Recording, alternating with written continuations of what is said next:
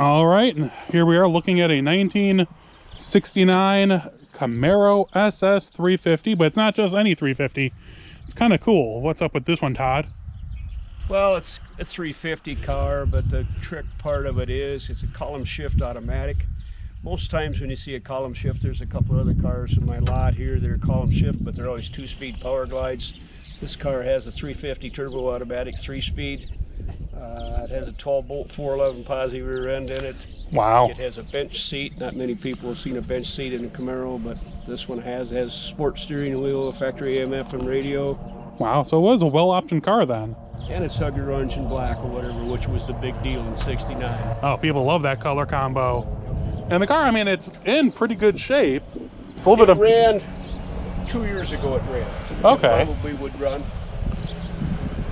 Actually, I had it kind of started by pouring some gas down the carburetor last year. Gotcha. I mean, it doesn't look... I mean, the quarters are shot. And the vinyl top might need to be replaced. But other than that, I mean, even the front end doesn't look... Okay, it needs rockers. It needs a lot of body panels. Ah, it's all reproduced. Ah, I won't.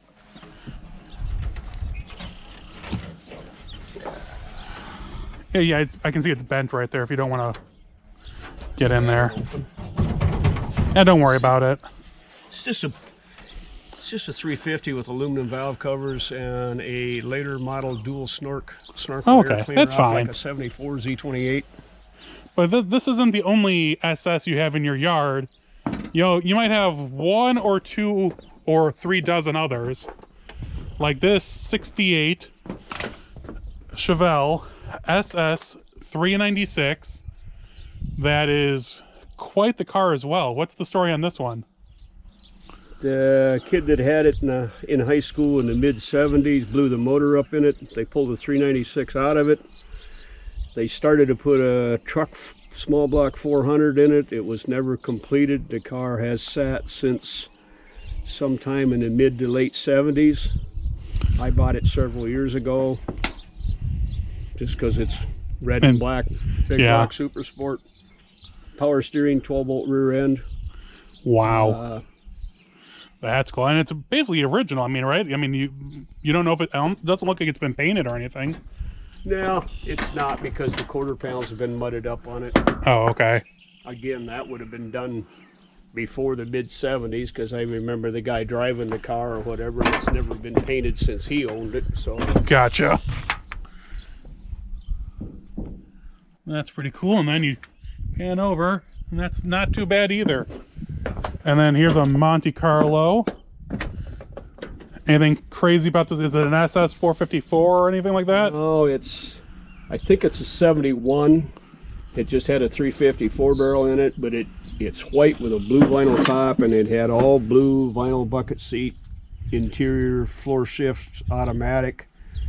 I bought the car without a motor in it because I wanted the blue bucket seat interior, because at the time I had a blue 71 or 2 Malibu. Okay. It was a bench seat car. Everything out of the interior of this went into the Malibu. Gotcha. I had the Malibu for a short time. Sold that in my Sportster to buy the Super Glide that I used to have. So oh, makes sense. Like a lot of people do. You gather this and that, then you sell it all to buy something else. A friend of mine calls it stepping stones. Absolutely. Absolutely. And you gotta, there's just heads up, there's the shell or the remains of a like 59 Corvette, we're thinking. Just the remains. 59 to 60. Yeah. There's a C3 Corvette here. And then Not much complete other than the interior. And let's stay in this row though real quick. At this 1970 Buick GS Stage 1, that old chestnut. And I was a little bit in shock that you had with all the Chevy stuff here, you had a GS Stage 1 hanging out. And what's the story on this one?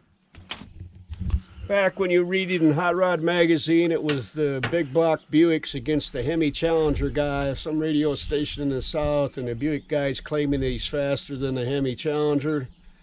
I've had big black Camaros, big black Chevelles. How fast can one of those Buicks be? A friend of mine called me, found one of these. I traded an H International tractor that I had at the time for this. The motor was junk. I pulled the motor out of it. Oh, so there's no engine in it right now? There's a motor in it, but it's not the right one. It's a 74 LeSabre motor, because I knew an old guy that had a basically stock, pretty original 455 LeSabre. Mm-hmm. Bought it, drove it home, pulled the motor out of it, put it in this. Oh, that's cool. And I drove it. I blew a head gasket once. It's hard to get the exhaust manifold off of a Buick because they don't screw into the heads like a Chevy does. It screws into a flange on the head. Oh, okay. Couldn't get the bolts out of the manifold, so it was left side head, so I pulled the steering column out of it so I could pull the head and the exhaust manifold at the same time. Drove it for a while again. I blew a head gasket again. Enough of the Buick stuff. Parked.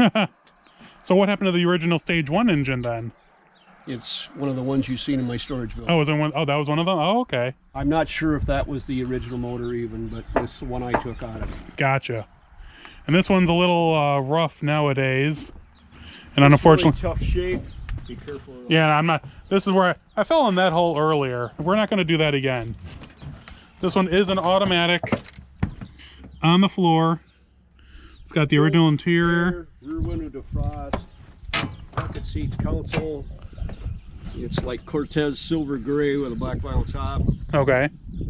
Sport steering wheel. Yeah, I saw that. Oh, does it have power windows? Oh. Yeah. Don't fall in the hole. Oh, yeah. I don't know if you can see through. Pretty optioned up car. It's in really rough shape, but... Tilt column, oh, yeah. All right, don't fall in the hole again. All right, there we go. Highly optioned car, so... Well, that's still cool. I mean, it might not be savable since it doesn't have the original engine and all that, but the parts alone are worth it existing still. And then, was this Camaro? This was just a rally Camaro, right? It wasn't anything crazy? The gold one, no. I didn't think so. But let's... Took it on trade on a green and black 69 that I had. And one summer I had two of them. I had a triple green one, and I had one that was green with green and green interior and a black vinyl top on it. And the guy bought one or the other of them. He traded me this car. He drove it here from a ways away, but it didn't run very good, so it got parked and parted. Gotcha. And you've got a few more Camaros and Firebirds that we'll go through here in a second. What about the blue one back there? Anything special on that one? 6-cylinder. That's a... Oh, that's right. It has 250 badges on the other side, I believe. 6-cylinder, pretty much complete other than the carburetor. The carburetor off of it went on to a 6-cylinder and a John Deere combine. Supposedly they're the same. Well, that's interesting. Let me go walk up there real quick. And here's your other Buick.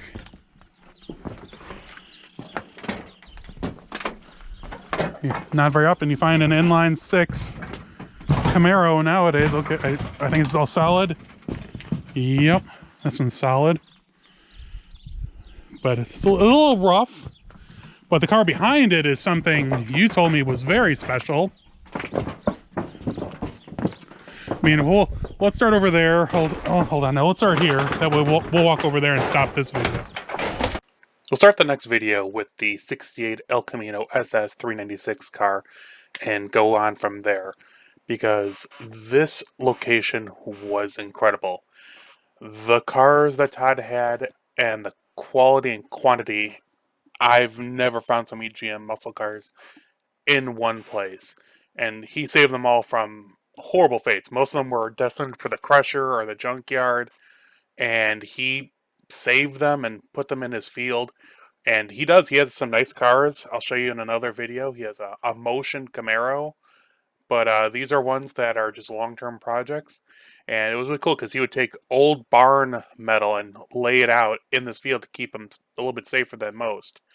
And this next picture will show you that was one row of cars. There's a lot more to go through, and I'll be going through it with probably 5 or 6 videos. So keep watching and let me know if you have any comments.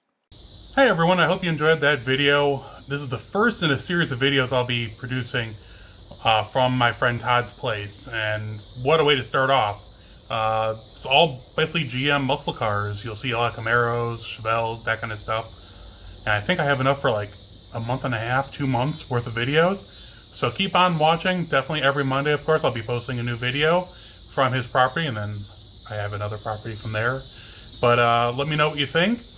Green car update, there isn't one. Actually, I've been working on the blue car.